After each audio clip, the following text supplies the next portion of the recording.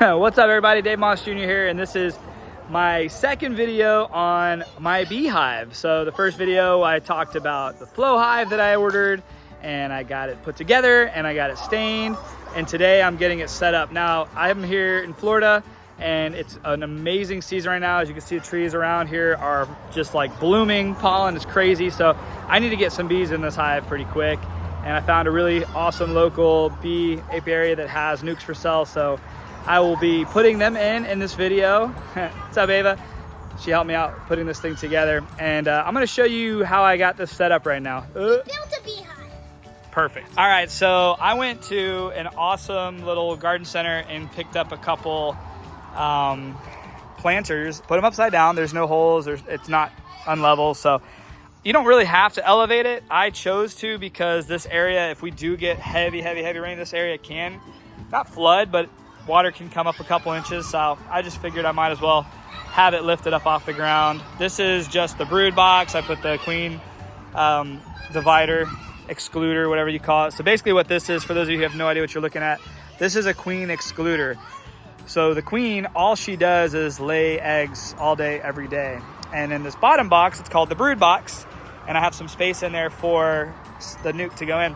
So in the brood box, this is where the queen will lay all of her eggs. She can leave if she wants out of the front. Hopefully she doesn't. Hope she doesn't often, but she probably will a couple times. And what happens is the worker bees are smaller than the drones. The drones are the males. They mate with the queen, and the queen lays the brood down there. The drones are bigger and the queen is bigger, and they can't fit through this right here, but the worker bees can. So the worker bees will come up into the flow, which is the honey flow, the honey super, and I'll put that on here and show you what that means. And they'll come up, and then that's where they'll store only honey, and they'll fill in the comb with their wax, and that's where I will harvest the honey from. The cool thing about the Flow Hive is you get best of both worlds. You get easy harvesting of honey, but you also get the old school beekeeper setup down here in the brood box. So I will still have to check on the bees. I'll still have to inspect, make sure everything's looking good. I can still grab some comb from there if I need to, but I'm probably just gonna let them do their thing and try to learn as much about beekeeping as I go along this journey. But I'm gonna put it together and just show you how I got this set up, and then we're gonna get some bees in here.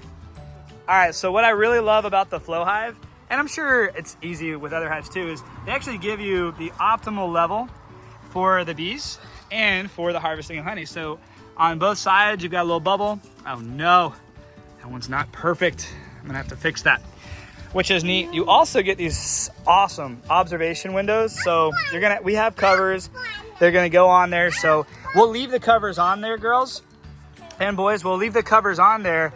But if you ever wanna come and just kind of see what the bees are doing, we can take those covers off and we can see how they're filling in the wax caps and filling these in with honey. So this is the Honey Flow Super. It's got a cool bunch of names. These are all the flow frames, which are awesome. It's part of the Flow Hive system here. And I'm gonna put the roof on here and really show some more off. So got a lot of great questions from these youngsters out here. One was, well, do the bees just use this? And yeah, they do actually. It's partially made honeycomb. You can kind of see there's a little gap in between each one. So what they'll do is the bees will they'll finish this comb off with their own wax. Then they'll put honey in there, and then they'll cap it off with wax. Once they cap it off is a good time to harvest. And when you harvest it, what's cool about this is you stick a key in up here. I'll show you how to do that.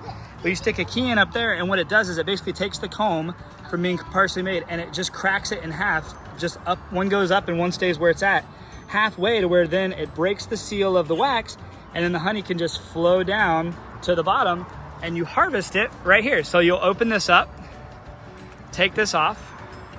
This comes down and lays right in here as a shelf, and then you'll take this cap out, and the bees, this is like a big window, so the bees can't come out. You'll see them in there, but they can't come out this side. I'll show you that next. So they'll come up to this window and they'll see you and they'll be like, bzz, bzz, bzz. But you get the honey out of this little flow, and then the honey comes right out here. There's a little stick that comes out, and you put your jar there, and then you get your honey right there. Just super cool, right? Mm-hmm. All right, guys, so here's a really important thing to know, because you guys all come over here all the time. We're always playing, the kids are always playing. This is kind of a secluded area in the yard, so not a lot of activity. If you guys ever feel the need to come over here for any reason, don't walk on the front side of the beehive, because this right here is their domain. So the front right here, this little slot, that's where they'll come out, that's where they'll go. That's the only way they'll get in and out of this hive. So if you walk out front here, there's gonna be some guard bees, and they keep guard, they make sure that their queen's okay. And if you walk out front here, there's a chance they might come and get you. They might come and, you know, buzz around in front of your face and say, get out of here, this isn't safe for you. And they might even sting you. So like if you are to check it out, you would like stand like right here? So if you are to check it out, if this is their home, where would you guys say is the best place to address the beehive if you ever came up to it? The back, right? Exactly. So the back side, there's no entrance for them. To them, the back, it's the farthest away. So if you ever come over here to check it out, now remember the bees, they'll fly all over the place. But they're not gonna sting you. No, they shouldn't. They're bees, so they might. If they feel threatened. If they feel threatened, they will for sure. But when you come over, if you do come over and look at it, obviously coming from the back side is the safest spot. Wyatt, don't be. Actually, you know what? Let me show you what this is too, since we're here. So this right here is kind of neat. So inside here is a bug tray. So what we'll do is we'll fill this up with some oils, and it's cool because it's small enough to where the bees won't fit in there, but any other bugs that try to get into the hive from below, they'll have to go through here first, and if we put some oil in there, that will trap them and, you know, and kill them. That's another piece to the beehive. You know what? Let me just show you what that is too. So good question. So this right here is this is called an entrance reducer. Hold that real quick. I'm gonna put this back on here. So another cool thing, you see how there's some vents on the top? Yeah. So on like the hot seasons, when you want airflow in the hive, you have the vents on the top, and that allows the hive to breathe. But if it gets really cold, we'll flip this over, and that will actually close off the breezeway. Yeah, close it off. And that will allow the hive to stay warm when it gets really, really cold. Come on, we're gonna go to the front and check it out. Come on, Wyatt. Yeah, everything's pollinating like crazy. All right, so this is an entrance reducer and an entrance closer, which is really cool. So when we go pick up our nuke, we're gonna actually bring this box. And what we'll do is once the bees are put in there, we will put this nice little guy on here, and the bees can't get out. So when we're moving them, if we ever have to move the hive, we can actually just close off the entrance, make sure as many bees are in there as possible. Some are gonna be out foraging. And then we'll close it off just like this. The bees are stuck in their box, and then we can move it anytime we need to, which is kind of cool. Another neat thing is when you first get your hive. Oh yeah. Daddy, but what if the bees haven't got the pollen from the flowers? Well, here's what we'll do. So right here, what we can do, this is really cool, guys, because we have a lot of hives around here, and sometimes there's robber bees. Exactly. Robber bees, they'll actually come in and they'll try to steal the honey, the wax, and they'll try to just kind of take over the hive, which is mean. Hold on, Wyatt, you don't want to play with that, Bubba. There is.